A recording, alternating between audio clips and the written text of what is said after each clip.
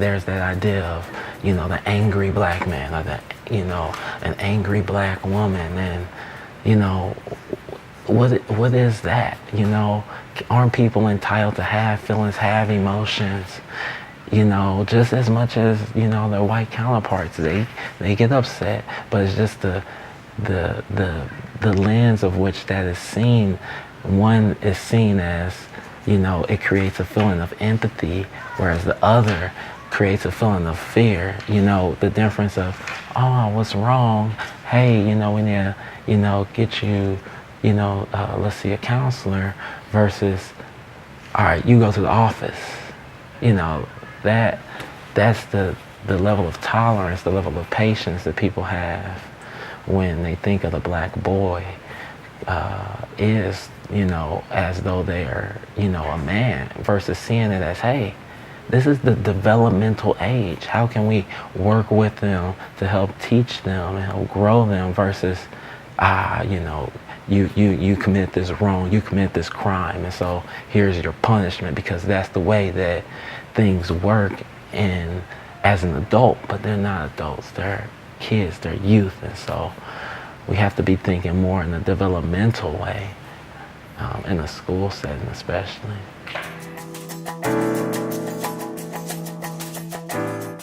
I grew up, Jennings, that was predominantly black, although the faculty is predominantly white there, and so, at least in the time of which I was there, and so you can still see those things present in predominantly black schools, but especially so in predominantly white schools, where that your culture, it comes off as misunderstood. Say for example, a black girl talking loud and vibrantly is seen as a signal of fear, frustration, whereas why can that be seen as excitement, enthusiasm? And so you can really see it in those places where you have the cultural barriers, in predominantly white schools, where you have students of color as the minority there.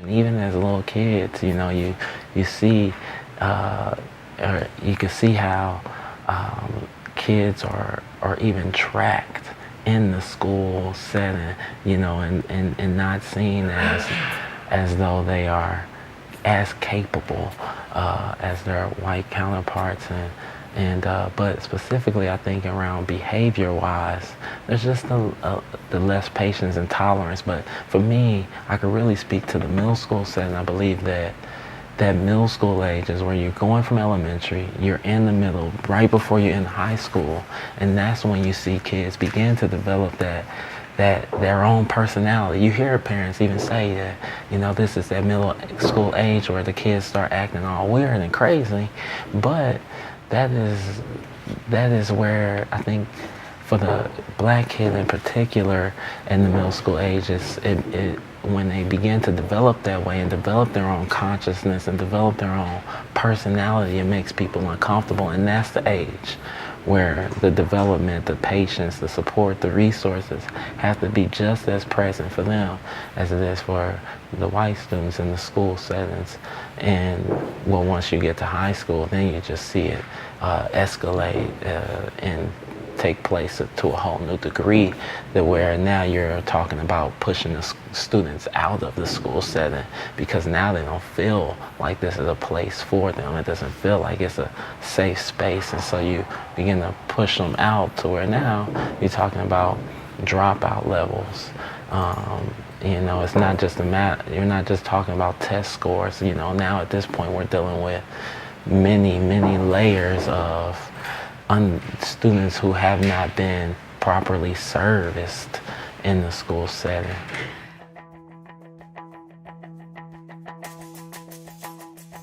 Again, it goes back to just that idea of your energy is too much.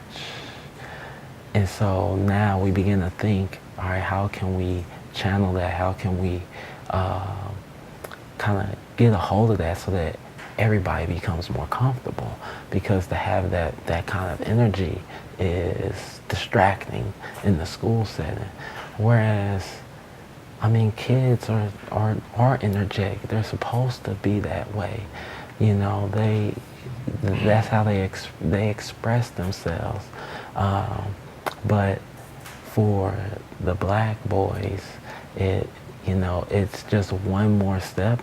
The ADHD is one more step, and just beyond that, you get to behavioral deficit disorder, a behavioral disorder. Now we're saying that, all right, you have hyperactivity, but you actually have a behavior disorder.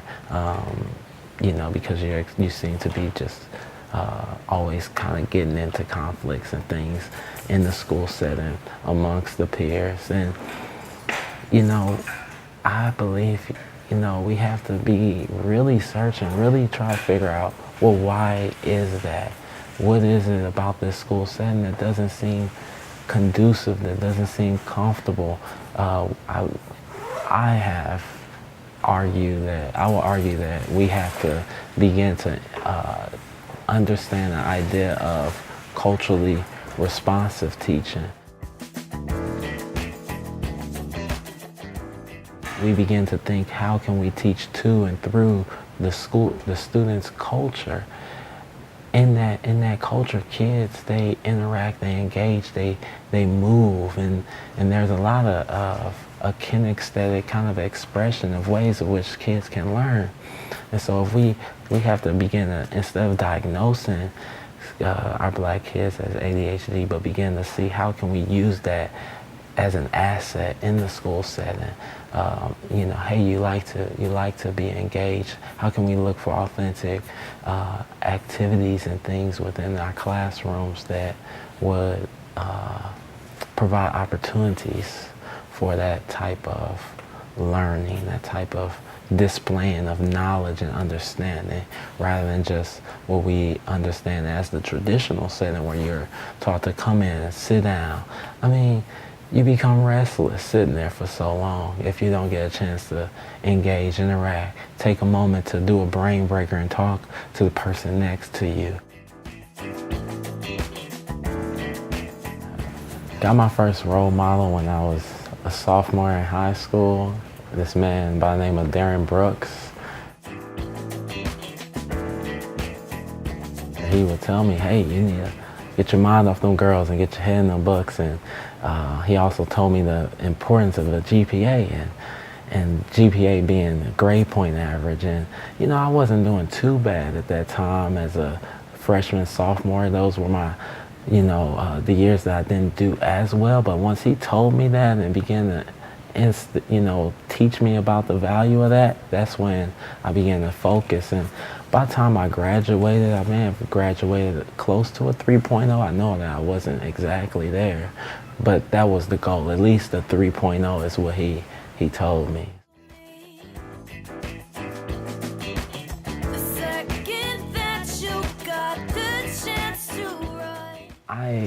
After going to Chicago, it made me to be able to interact with people of many different backgrounds. And so once I came here, I was able to do that, but I also wanted this sense of community, this sense of connectedness, because I had many questions of, all right, how do I navigate this space effectively as a black student? And a lot of that connectedness came from the staff. So as I would be around campus, I would see staff, and they were so willing to embrace and meet with me, and now it's even went on to becoming friendships, with which I still communicate with many of the faculty, the black faculty that I met during my time here. I still stay in contact because they were able to teach me,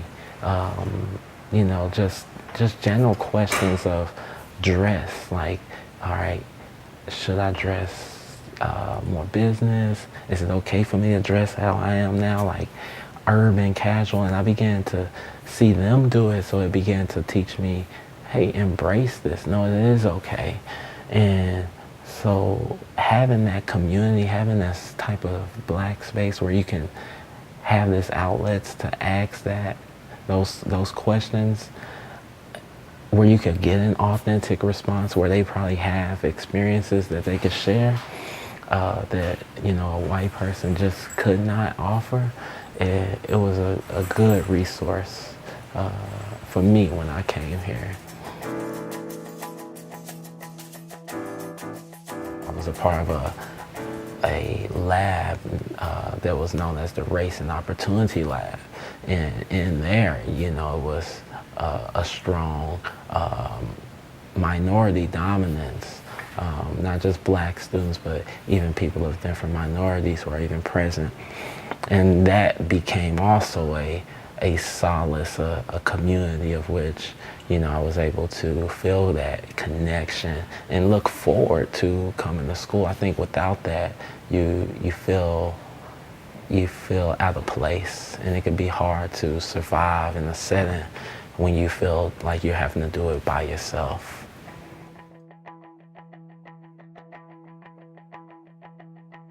When I was here, I would have to remind myself that I belong here, that I'm supposed to be here.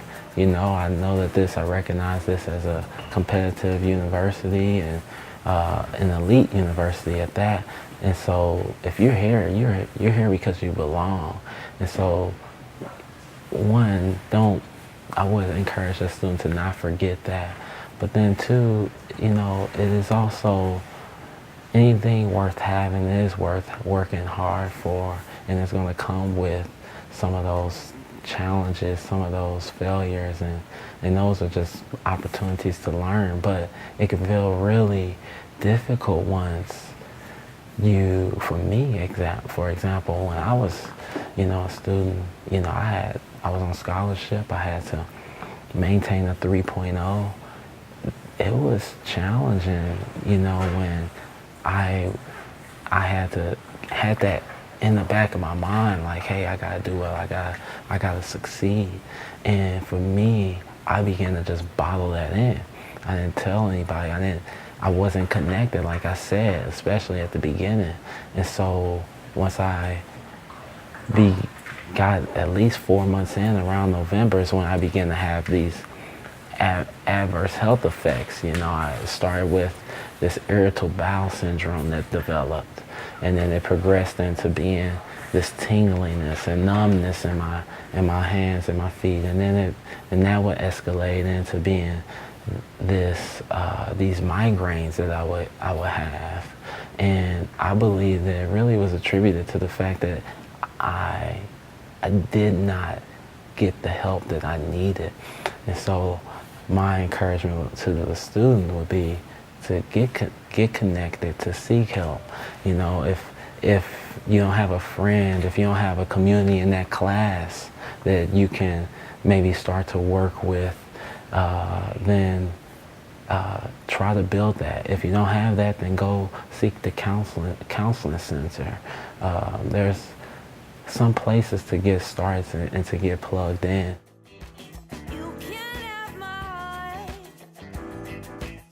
I believe that if you have a teacher who you feel like that doorway of communication is not available, or even with a student in the classroom that's not available, you're not comfortable with that, then I would recommend to go and talk to the next person who you do feel that you're most comfortable with, to express that. The thing is to at least get it out.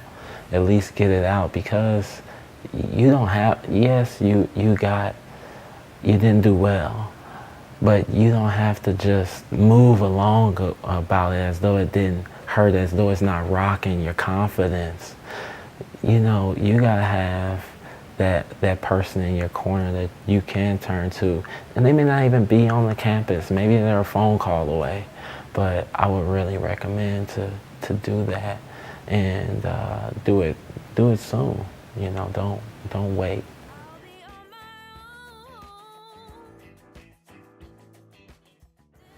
Black men, there are higher attrition rates of black males in predominantly white universities, because so many reasons, so many various reasons. For me, some of the things that I think about is, you are there. You're there because you deserve to be there. You're capable, but we have our strengths and we have our weaknesses, and maybe it may be a chance that there are some things that are underdeveloped. And I think that when the difference in one's success in these types of environments is when you're not given the support that it may and why is that support not coming? When you do not have that support to develop whatever it is that is that weak point, and instead you're just given, hey, this is your grade and good luck, instead of, hey, this is what I'm seeing.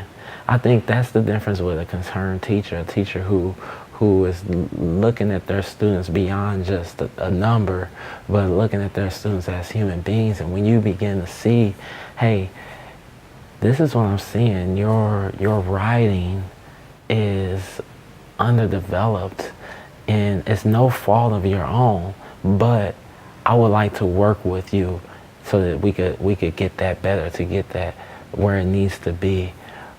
That's the type of empathy I think that one could possibly be a reason.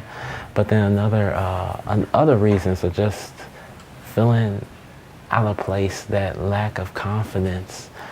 When you're in these types of settings, it can feel intimidating, and that intimidation can really drain you in feeling as though you don't belong here. And that this here only proves that you do not, when it's not the case. The student who's not doing well, we often say, oh, they're just not a good student.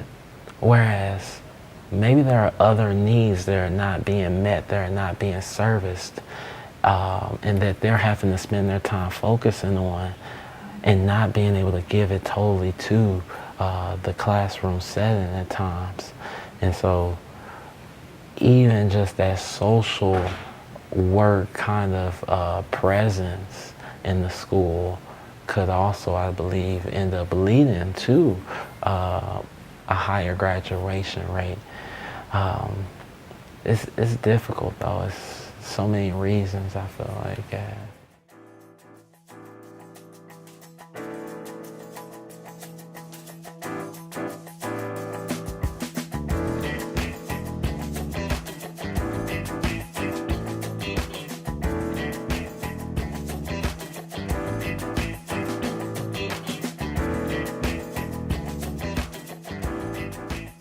Maybe in your community, with the connections that you have, it isn't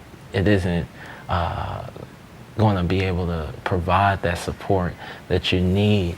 And so to be able to develop a diverse kind of social network brings that kind of a benefit, to be able to have someone who can be a resource that you wouldn't have been able to tap hold of otherwise.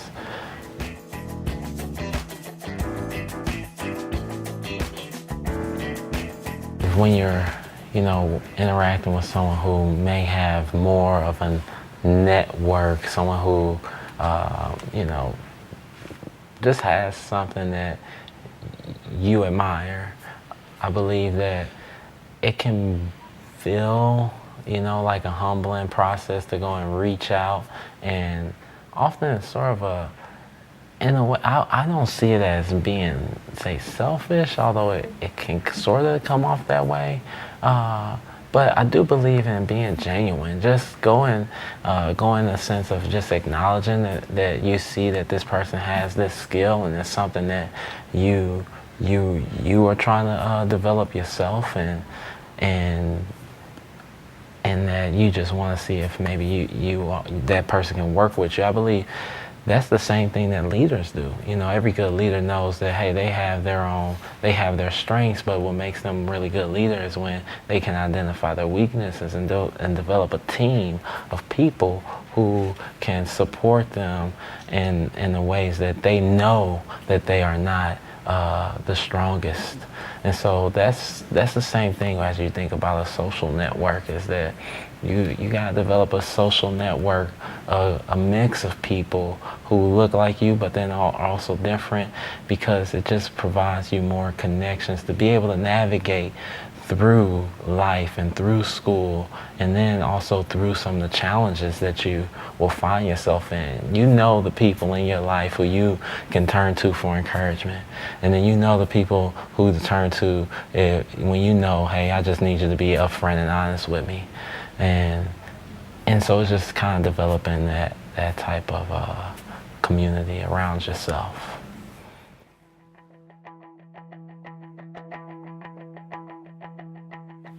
It almost feels natural for us as boys to develop, to want to be a leader, to want to exude strength, and to want to do well. And we really, try to teach that to our young boys, because, we want them to be strong. We want them to be man.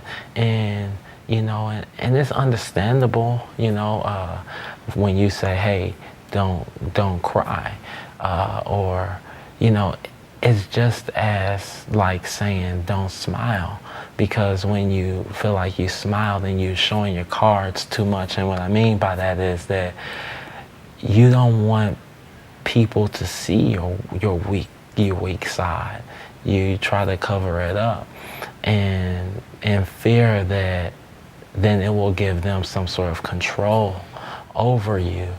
And when that's not reality, that's not human. As human, we have many emotions, and those emotions are not just emotions of strength and grit and just dominance, but they're also positions of where you feel sad, you feel disappointed, and you have moments of doubt.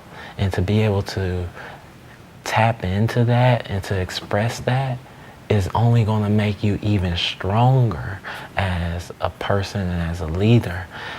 But the thing is that for many of our young boys, unlike our young girls, we're not taught to interact that way, to communicate that way. And so, just as I said before, when you don't know what you don't know, when you're trying to begin to express how you feel, you don't have the words to put it together, to even get it out, even if you want to. And so, but I believe that the more we help them in that, the sooner we teach that, then the more healthier they'll be as man. And the less, then also with that, then it'll decrease some of the health effects that I believe are also prevalent within the Black community. And one of the ones that I really notice, even thinking about high blood pressure or even anxiety, to be able to talk about that, one of those man-to-man conversations, as we code it, we have to include emotional intelligence in the boy code, in the development of our young Black man.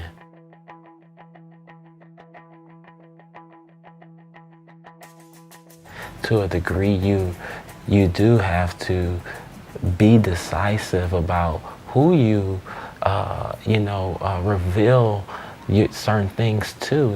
Everybody can't be trusted, and not is everybody going to be looking out for your best interest. And then some people may just care to listen, say, for gossip's sake. So being able to discern who within your circle or community that within the right time, in that right moment, that you can reach out to, then that's good. But for developing youth, you don't necessarily think that way, and that's the thing that we have to try to help them be able to think like is, for example, it may be just training the boys to, try to come home and have those conversations. And what I hear many parents say is that, with my kids, it's really short. They're short-winded. They're not, giving me much. And that's where you, as a parent, you cannot just depend on you fulfilling the capacity for their relationships. As a parent, you too have to try to get them more connected relationships that they can, so that when they feel like they need to reach out to somebody that they may not feel as comfortable sharing with you, then they can turn to these other people. And so the more support systems that you have in their life, and oftentimes these are people who you feel like have values that you relate to, that you feel like they also support. When you get those types of people connected in your child's life, then when it comes down to being able to talk to somebody, they can turn to them if they need to, or you can say, hey, can you talk to my child, because they're not opening up with me. And so that may come through mentorship programs, just like what I had. Like the things I was able to talk to with Darren, I didn't necessarily feel as comfortable talking to with my mom, So that was a real benefit for me as a developing black boy.